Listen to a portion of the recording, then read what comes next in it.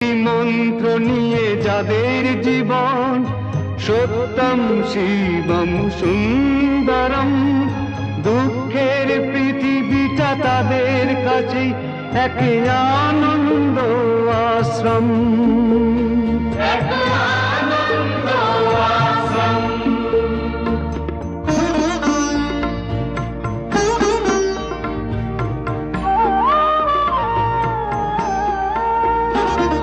সেই মানুষই আসল মানুষ, যার জীবন পরের তরে, রাজার মুকুট ছেড়ে হাসি মুখে সে তো কাঁটা